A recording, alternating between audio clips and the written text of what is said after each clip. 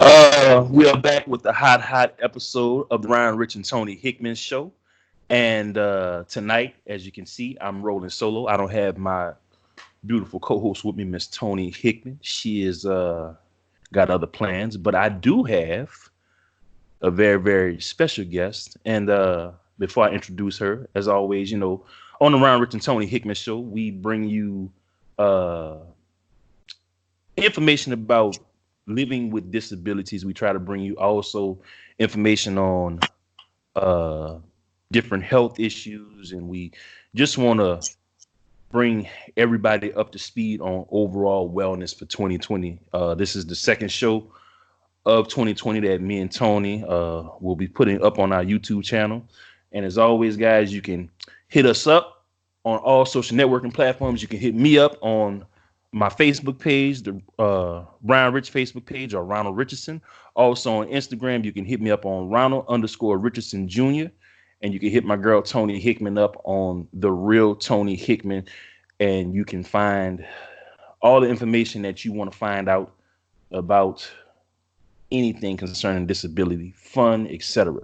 So tonight, I have a very special guest and a very good friend of mine. She's been with me since day one of the Ryan Rich Takeover, which was my old show at Delgado Community College Radio.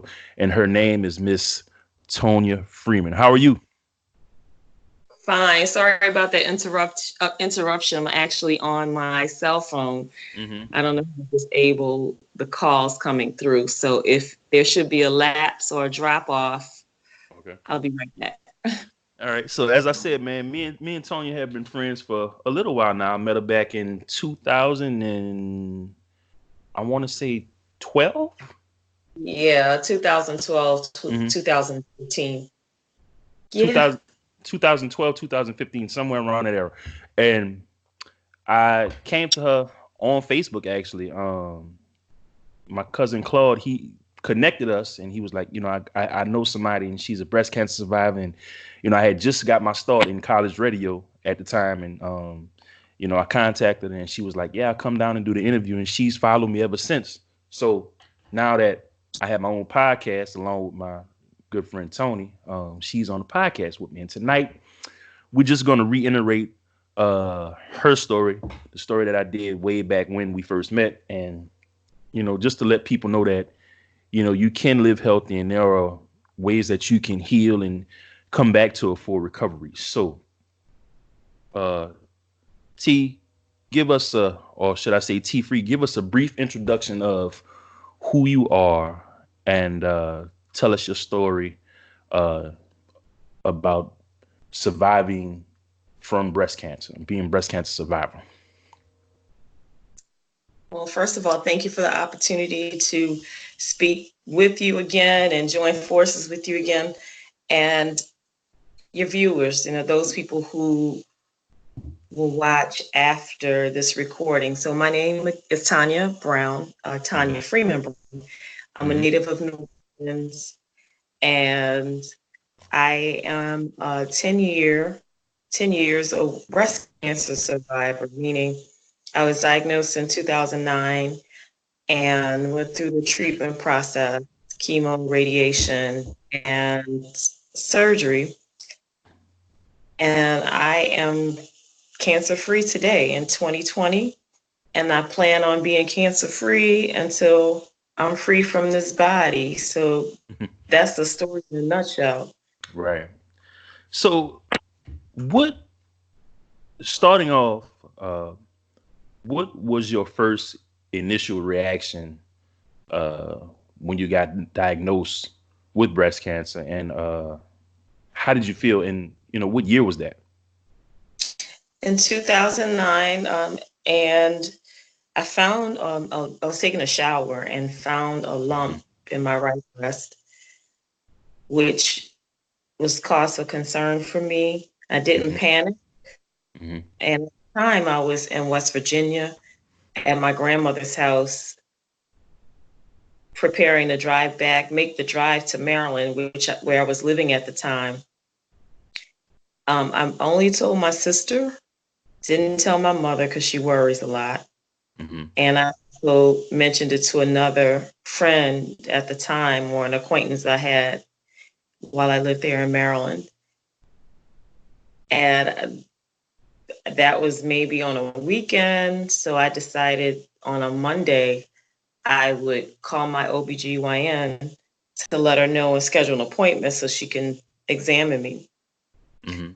At the time, my OBGYN was in China. She was traveling. I made an appointment with her partner, Mm-hmm. colleague.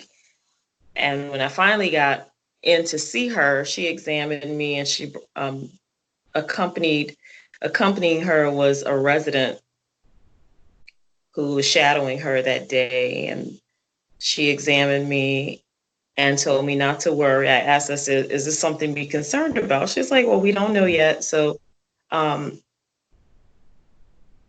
let me give you two things. She gave me a script for a diagnostic mammogram, and Mm-hmm. she gave me a card for a breast surgeon.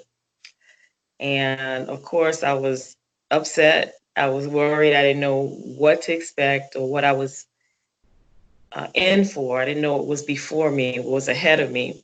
Mm-hmm. But I also had a feeling that it was not good, because I never felt that type of lump before. It was hard. It was fixed or stationary on the breast, so it didn't move, it didn't give, and I knew something wasn't right. Right. So fast forward to the examination, what had it done, and I went to get the mammogram, the diagnostic mammogram. Mm-hmm. While they performed the mammogram, the radiologist came in after, and she said, Ms. Brown, I am so sorry. Let's do more tests. Mm-hmm. So at the time, I ended up having a sonogram or some type of, and I forgot, it's been 10 years, but whatever the ultrasound is, a follow up or something um, that could give more of a definitive diagnosis in addition to what the results of the mammogram were. Mm-hmm. And immediately she came in and she said, this is cancer. Mm-hmm. So I had the appointment with, after that, maybe a few days or a day or so after that, with a surgeon. And the surgeon wanted to immediately get me in on a track, on Mm-hmm. a treatment track, or design a course of treatment. So based upon the results from the mammogram and the other radiography report, they decided that I was a candidate for mastectomy, which I Now, was totally, go ahead. I'm sorry. I was just totally against that. Mm-hmm. And after that happened, um, my life, or the process, went on a trajectory that I could not have even imagined. Right. It was a roller coaster ride. And that's what I was going to get into next.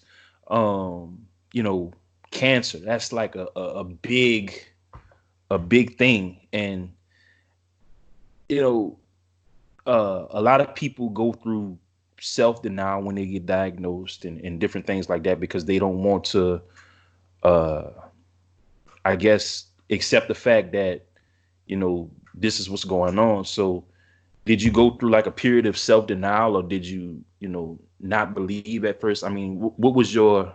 I know you said that you were kind of frightened and afraid, but did you kind of deny the fact that this was your diagnosis?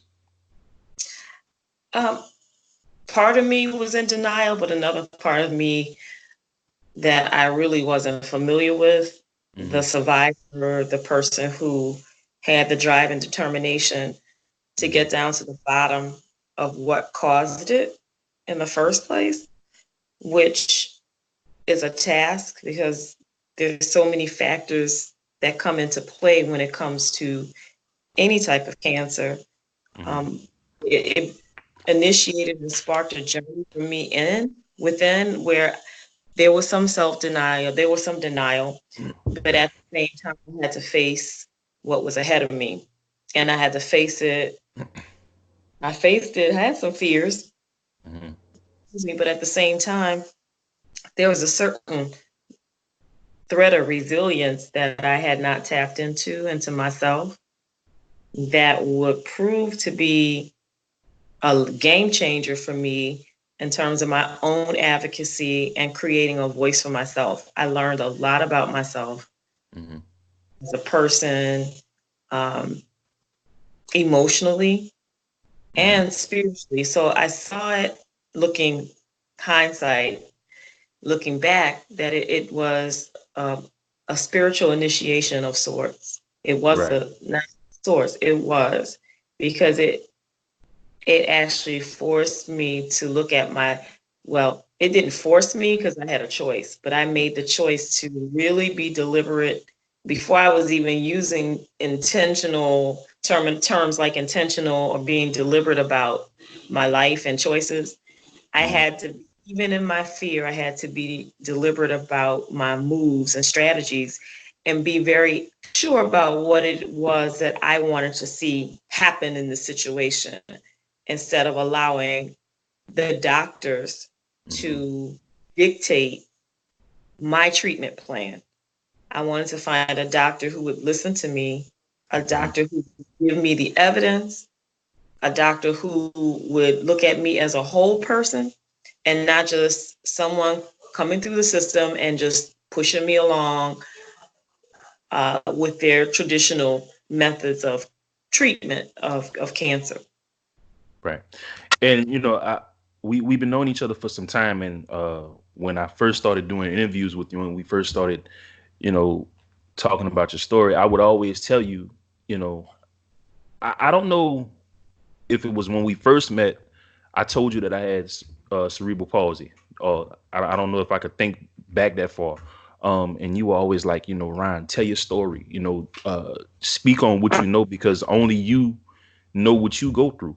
And it took me some time to get there, and I was like, nah, I don't know, and I was living in denial about, putting it out there, because I knew people knew that I had it, but I was just afraid to talk about it. So I just want to thank you for, lighting that spark and getting it in my head and helping me years later put my story out there. And I'm, like I said, I'm doing my own thing now. I'm the CP warrior. So I appreciate that. Yeah, you know what? There are no limitations. Mm-hmm. Some of us have, but there are people who were born with certain, what they call, challenges or disabilities, and Mm-hmm. they thrive, do well. Right. They do well Right. in life.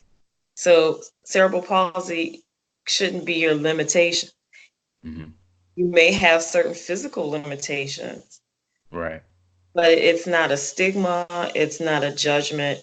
It's not that someone up there didn't like you and you were born this way. And Mm-hmm. although there are factors involved that I don't know anything about, and that's not my lane, so I won't talk about it. Right. But I understand the fear because of being labeled and being judged Mm-hmm. is maybe why you didn't come out. But Right. eventually there was something in you, or Right. there was someone who came to you that could kind of massage that for Right. you, massage that desire that you may have been a little bit apprehensive, but Mm-hmm. then there was part of you that, yeah, I could do that. Right. Which segues me into my next point of the conversation. You said massage and bring out. You are a massage therapist, and she's helped me along with my journey, trying to keep my body tight at certain points in our friendship. And you know, you've always stayed on me, telling me that I need to stretch more. So, which I still haven't done. But You know, when you made the decision to start your podcast, you did it. all So when right. you decide to stretch more, you'll do it. Right. Right, man. So yeah. And once again, man, like I tell all our viewers, man, hit us up on social networking, all our social networking websites. Hit me up on my Ryan Rich Facebook page or Ronald Richardson. And it's all the same. Ronald_Richardson on Instagram. And we'll pass along whatever information that you want to know about disability, health and wellness. And don't forget to hit my girl, the real Toni Hickman up, and she'll pass along uh, a lot of information too. And shouts out to my co-host because I've learned a lot from her because she's a brain aneurysm and 2 stroke survivor. And she's overcame like so much, and she's been an inspiration to me too because uh I was afraid to put myself on video, show people how I walked, even though people like you and people who were in my inner circle already knew. But I was like, if I put this on Facebook, how will I be received? And I think I got like almost over 100 likes on my videos. Everybody was commenting, and people were like, uh we already knew, we was just waiting on you to put it out there. So, and I mean, I'm connected with a lot of people that I don't don't know, just know through social networking. They were like, wow, I never knew. So yeah, it's been working out. So being that you're a massage therapist and you're into health, into wellness, how do massage and breast cancer connect with each other? Like, what are some of the benefits uh, that massage uh, helps with breast cancer, has with breast cancer?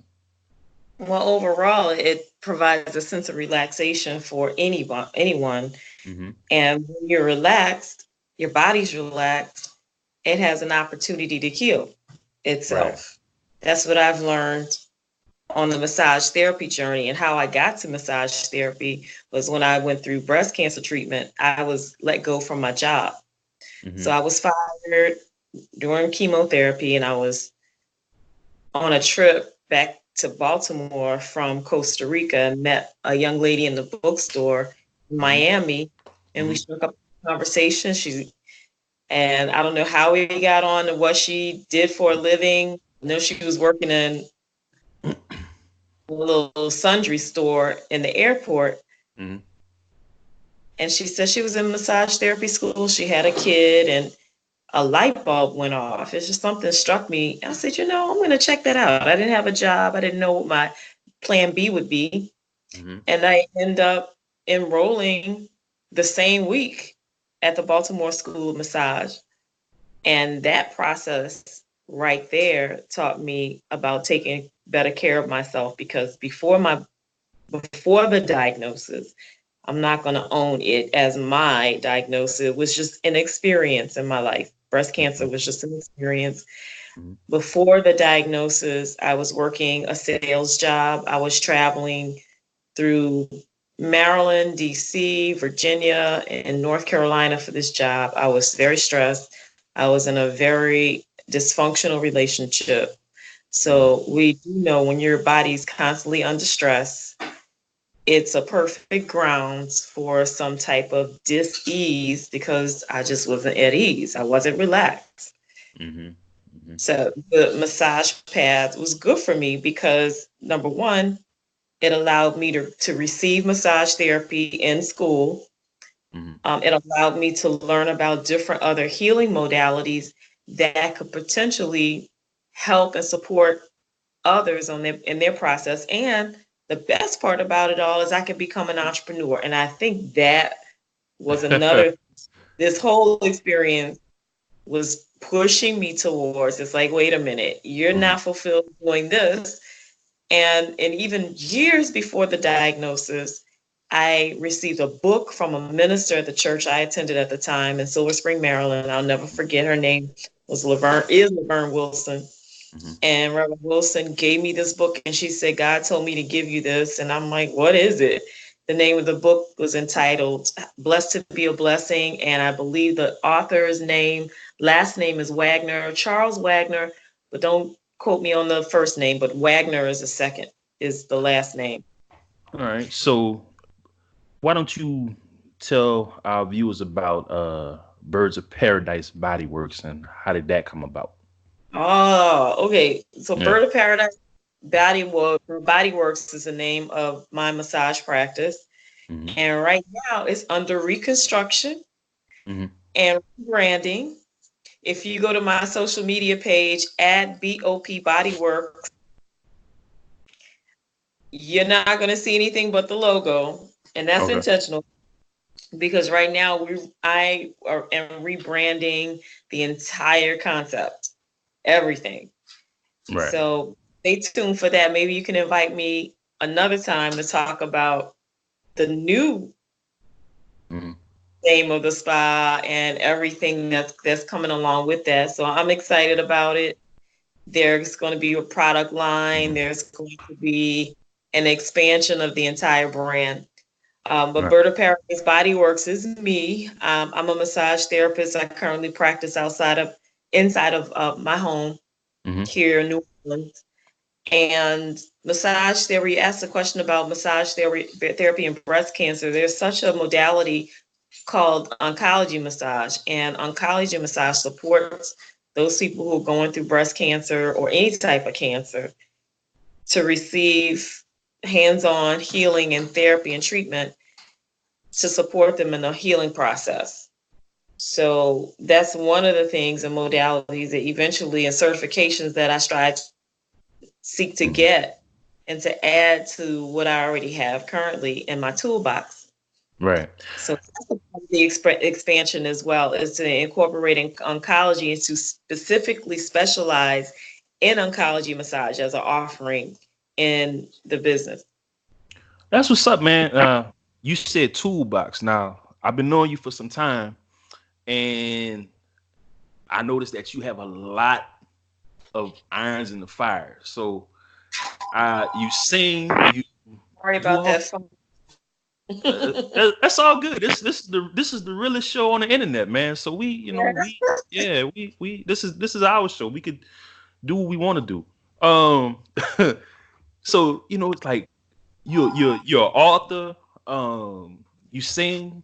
You have a single out right now on iTunes. So tell us, a little bit about that and how all that got started with everything else that you have going on.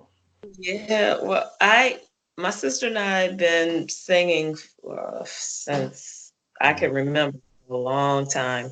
Hmm. And I've always wanted to record. I think it was more my vision than my sister's, and I just pulled her in on it. I Right. enrolled her, and we ended up last year this time going into the studio Hmm. to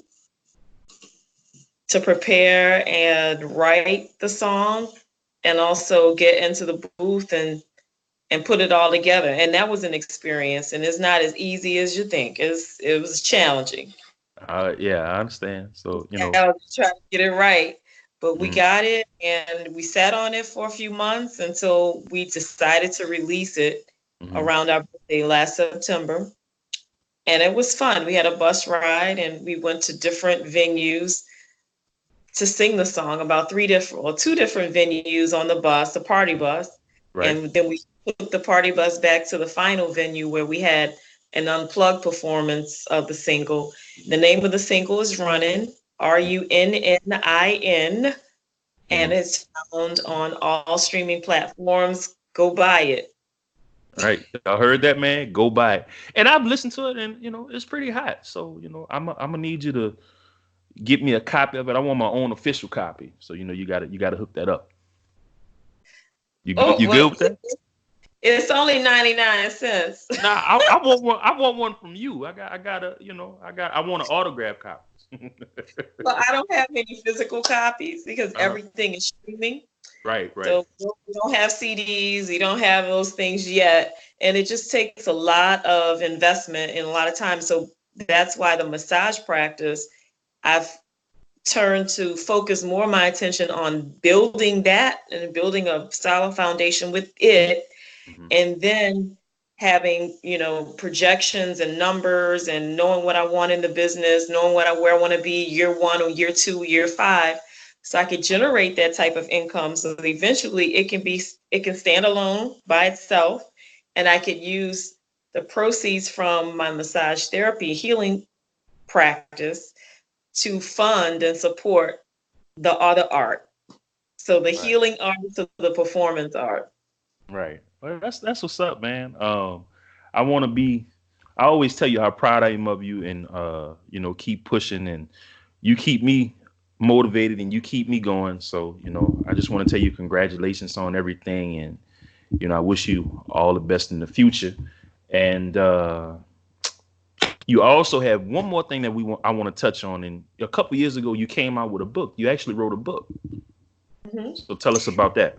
So the book is called I Am Free, a Hmm. gateway of 111 affirmations healing mind over breast cancer. So I Am Free, a Hmm. gateway of 111 affirmations healing mind over breast cancer. It's found on Amazon. You may be able to find it. I don't know because there have been some difficulties online with the book in terms of copyrights. So Hmm. they may have pulled the book. So this may be another signal for me to get back and sit down and write more and refine the book. So that was another goal I had for myself after the breast cancer situation, which turned out well because I didn't get to the end of that. Hmm. So after, look, can I go back? You Is it can go okay to? back. Yeah, yeah. You can go back. This is the realest show on the internet. So we could talk as long as we want. Well, I don't have a whole lot of time, but We could get it in. okay, okay. So All right. after the whole diagnosis and that thing happened, and I was released from my job, I decided to advocate for myself and go through a, a holistic process. But of course, the medical community, the doctors I was in communication with, they suggested and advised don't do that because it's not clinically proven that if you take a holistic approach that it will cure or, the tumor will go away or anything like that. So they're really hard fast on their methods. So I decided to go through chemotherapy first instead of surgery. And Mhm.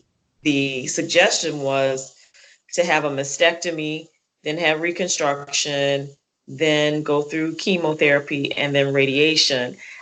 I canceled the surgery with the first opinion, the first doctor twice, and I knew something just was not right. So I sat in silence. The whole point of it all is to sit.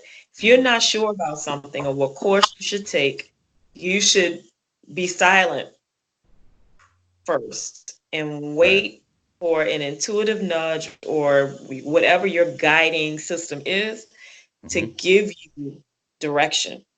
And although I was in fear, there was something that inside of me said, don't do it. And I'm glad I didn't because I Hmm. was able to save my breast.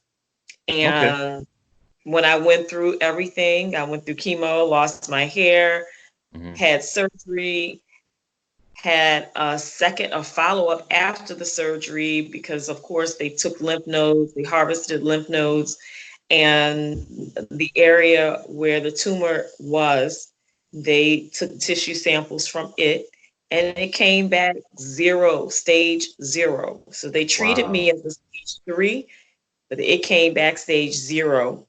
And then I also took it a step further because Hmm. at the time I was going through a spiritual transformation. I had a life coach. I was doing emotional work, forgiveness work, all kinds of work Hmm. inside. So I Right. was cleaning up whatever was inside of me that was cancerous, that was malignant. Um, you know, I believe that, and at my affirmations, journaling, my prayer life, and my support circle Hmm. of good girlfriends, my mother, my sister, my nephew, were instrumental in me moving past and being all of that and being victorious. So many people came, so many people prayed. Hmm. It was amazing. And here I am sitting here talking to you, Ron Rich, Yes, ma'am. on the Ron Rich and Tony Hickman show 10 years later in Say that. 2020 Say with that. a new vision. Say that, man. And I'm gonna touch on one more thing before we get out of here because we've talked about everything. With breast Almost. cancer, almost everything. But with breast cancer and nutrition, uh, how did eating? Because I know you're not fully vegan, but you don't do a lot of meat and different things like that. Am I right? Okay. I Break go that through down for me. I Okay. go through cycles. So, nutrition is important. I would suggest that, I did everything. I ate everything because I was hungry. I was on steroids. I was on everything. So I said, okay, Right. I didn't have a specific diet to follow. And of course, it would depend on the person. But I eat a lot of vegetables, kale, a lot of whole vegetables, drink smoothies, green smoothies. Um, I do eat meat occasionally, Mm-hmm. but my diet is mainly fruit, vegetables, and kale. I just eat a lot of kale. So Okay. eat foods that are rich in antioxidants. Um, Self-care is important, Yeah. massage therapy, any way that you can relax, meditation.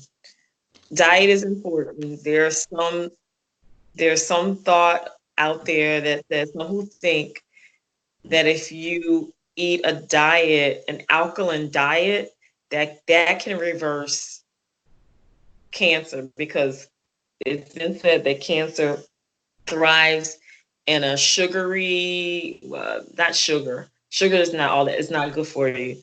Mm-hmm. How we eat it and is everything. And trying to detox from sugar is like being an addict. Yeah. But an acidic environment can create cancer.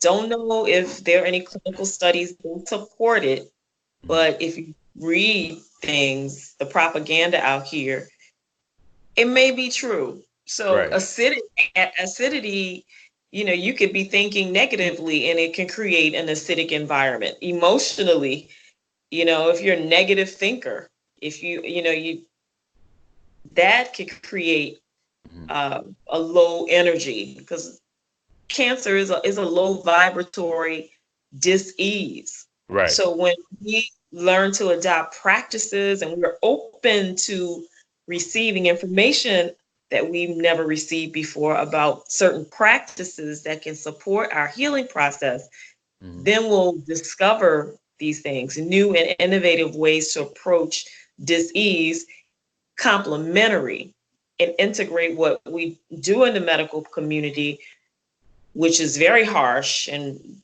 their procedures and treating certain diseases, it can be very harsh, that we can Mm-hmm. balance it out with something that is not as harsh. We can be in the middle Mm-hmm. instead of it being so unbalanced. Right. So, diet, movement, exercise, meditation. I'm not saying go cold turkey. That may not be for you, Right. but it's a way to moderate and to eat in moderation, and to manage and master your emotions and our addictions to certain foods and certain substances. Mm-hmm. So this is the holistic approach. Right. It Nah. mean vegan. Right. Some people may be carnivores. Some Mm-hmm. people may be pescatarians. Right. Some Now I'm gonna mess with you a little bit. I don't want to cut you off, but I know you still enjoy a piece of that Popeye's chicken. Am I right? Little something. Little. No. Hey, not Popeyes, maybe Manchu. All right. All right. All right. Look, we being real about it. Okay. So I just want to say, man, once again, um, thank you for always coming through. Thank you for always supporting Ryan Rich, and now supporting my girl, Miss Toni Hickman, who's left me hanging once again. Yeah, I'm talking about her, and she gonna kill me when she see this. But guess what? I don't care. But no, for real, Toni, man, I always support my girl, and like I said, yeah, thank you for supporting us, and thank you for always coming through and being a positive person in my circle, and support me for all this time. So Yeah, so your listeners can follow me, your viewers can follow me on yeah. Instagram at I am free 504, and BOP Body Works, Hmm. B as in boy, O as in Oscar, P as in Paul, Body Works on Hmm. Instagram. That's the business, but it's changing. So hopefully you can invite me on your show again and we could talk about the good stuff that's happening. And Most definitely, most definitely. yeah, Yeah. So, all right, I want to say I appreciate it, and we'll see you next time. T free. all right, Ron Rich. All Thank right, you. Bye bye. peace.